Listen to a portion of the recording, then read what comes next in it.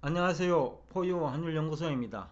오늘은 연중, 그러니까 4분기네요. 코스피 지수 바닥이 어느 정도일까라는 주제를 가지고 나왔습니다.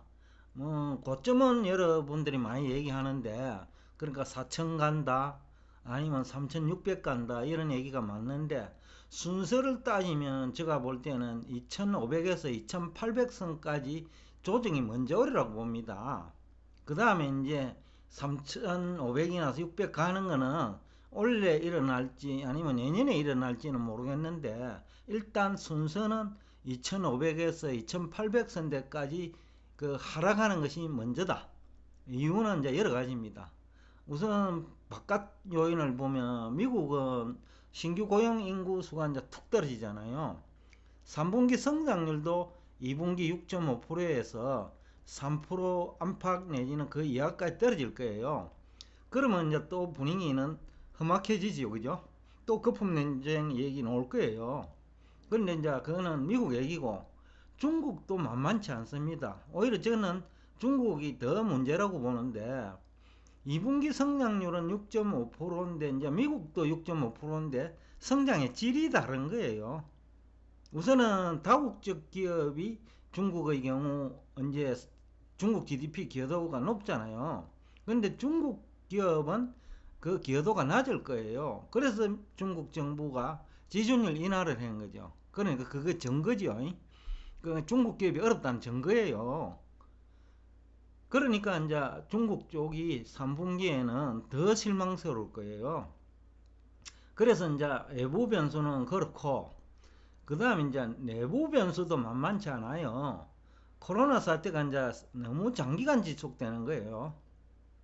그러니까 이제 그러다 보니 피해 기업이 많이 발생할 거고, 또 소비 여력도 약화될 거예요.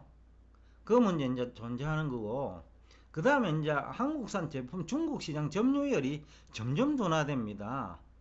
이제 중국 경제가 지속적으로 성장하면서 중국산 제품 수준이, 품질 수준이 올라가거든요. 그러니까 이제 한국산 제품 그 가격 문제도 있고요. 중국의 그 애국심이라 할까요? 그런 것도 있고 이래가지고 이제 중국산 그 제품 판매 비중은 높아지고, 한국산 제품 판매 비중은 뭐 대부분의 산업에서 낮아질 거예요. 그것도 상당히 큰, 어떻게 보면 악재라 하면 악재거든요. 그러니까 4분기 이후에 나타날 거다. 그 다음에 이제 연초에 환율에 또 대응 못했잖아요. 패널들이 대부분 환율 전망에 실패하면 현장에 있으신 분들도 환율 대응 제대로 못하거든요. 그 부분이 있을 거고, 그 부분도 적지 않을 거예요. 그 다음에 이제 시장금리가 뭐 한국은행 기준금리를 인상을 했고, 어떤 부동산 시장을 타켓으로 해가 올렸다는 생각도 드는데, 그것이 아니더라도 지금 뭐 전반적으로 지금 영업 실적이 악화되고 상장 기업이 어려우면 그 정부가 기준금리 인상을 하지 않더라도 회사채 금리 중심으로 상승을 하거든요. 올해 같은 경우에 외환시장이 대응을 못하면 매출액도 부정적 영향, 영업실적도 부정적 영향을 받기 마련이니까, 그러니까 실질금리가 올라간다? 그렇게 보면 됩니다. 가상금리가 올라가는 거죠. 그 측면에서 이제 그 금리의 부정적인 영향도 많이 받을 거고, 또 영업실적이 수반되지 않는 기업들이 많습니다. 카카오 같은 게 이제 대표적인데, 은행들 주가보다 너무 지나치게 지금 높다는 거예요. 하는 일은 비슷한데 뭐 인터넷 기업이라고 별 거 없거든요.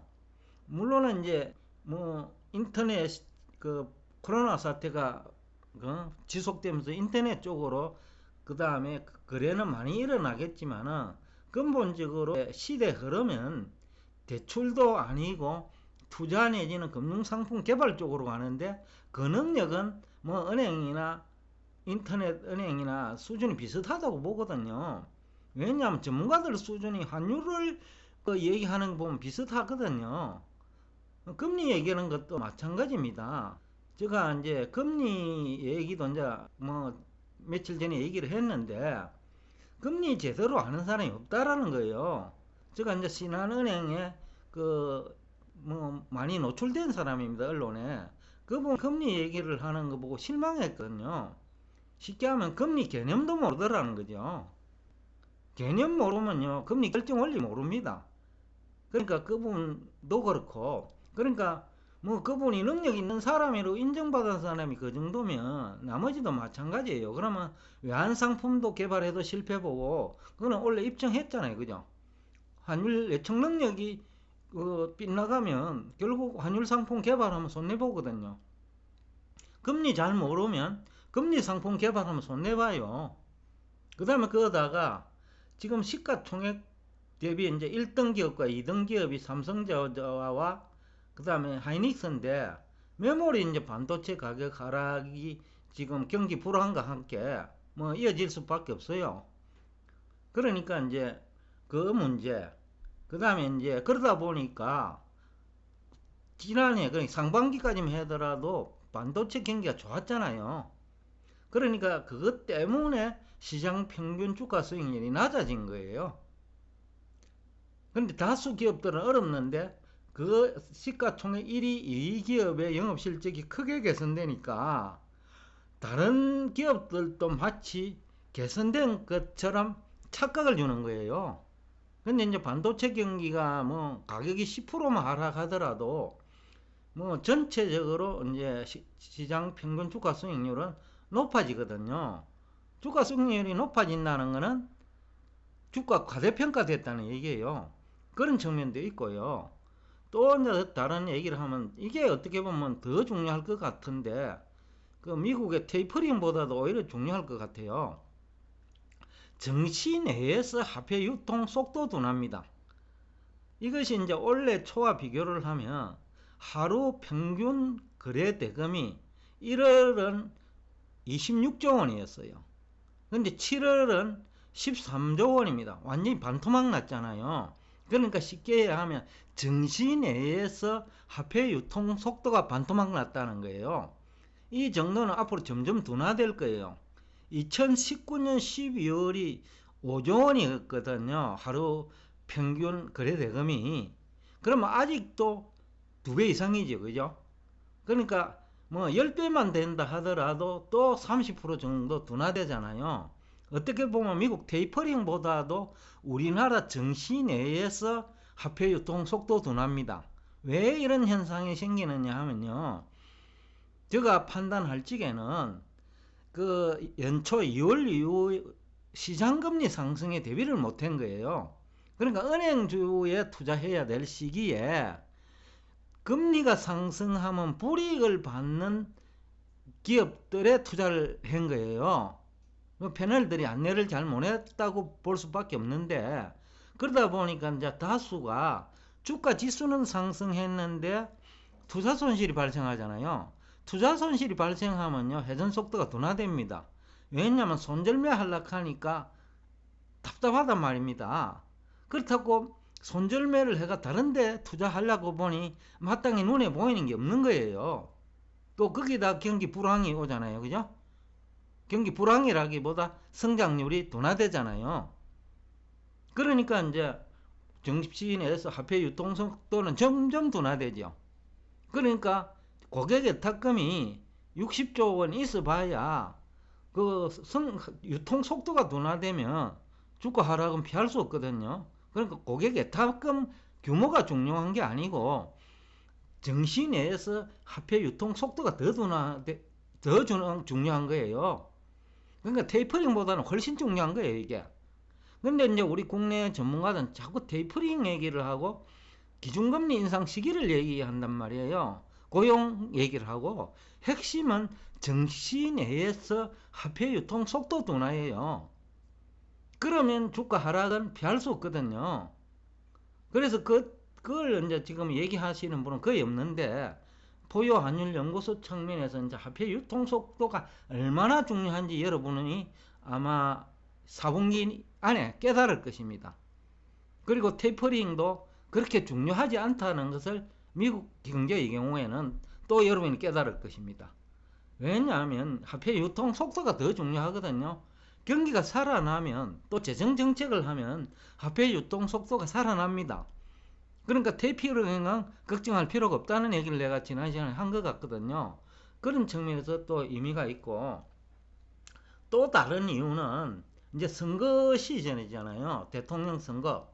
그러다 보면 편가르기가 더 나올 거고, 그리고 뭐 여야 갈등이 이제 갈수록 고조될 거예요. 그러다 보면 그 쉽게 하면 정보를 만들어낸다 하나요? 안 좋은 정보죠. 그걸 만들어내다 보면 기업과 관련될 수도 있고 온갖 우리가 예상치 못한 변수가 있고, 거기다가 정권이 바뀌면 정책이 바뀔 수 있잖아요. 정책이 바뀌어 버리면 어떤 문제가 생깁니까? 일부 그 불이익을 받는 기업이 반드시 나옵니다. 적지 않은 기업이. 그런 문제도 있다는 거예요. 쉽게 하면 정권이 바뀌어 버리면 집권 세력이 바뀌면서 정책이 바뀐다는 거예요. 그러다 보니까 잘 나가던 기업들 중에서 희생되는 기업이 있는데, 그러면 새로 잘 나가지 않던 기업이 잘 나가느냐 하면 그건 또 별개 문제예요. 왜냐면요, 잘 나가는 기업은 이미 반영돼가 있는데 잘 못 나가는 기업이 주가 상승에는 한계가 있다는 거죠. 그런 측면에서도 이제 부정적인 영향이 이제 피할 없을 거예요. 그래서 이제 포유 환율 연구소는 PR을 가지고 저희들이 이제 산출을 해봤어요. 저점이 어느 정도인지. 그러니까 원래 연말까지만 놓고 보면 2,500에서 2,800선까지 가겠다라는 생각을 하고 있습니다. 근거는 PR이 지금 현재 한국은행 통계 기준입니다. 정권 전문가들이 하는 PR 말고요. 그분들은 항상 과장하기 때문에 신뢰도가 낮고, 한국은행은 이제 영업 실적을 가지고 하기 때문에 주가는 현재 주가를 가지고 얘기하기 때문에 과장이 사실은 없거든요.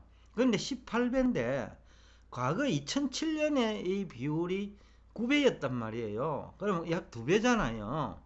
그런데 이제 경제 환경이 이제 나빠지는데, 그때와 차이점이 있다 하면 이제 금리 수준이 지금은 낮고 그 유동성이 많이 증가했다.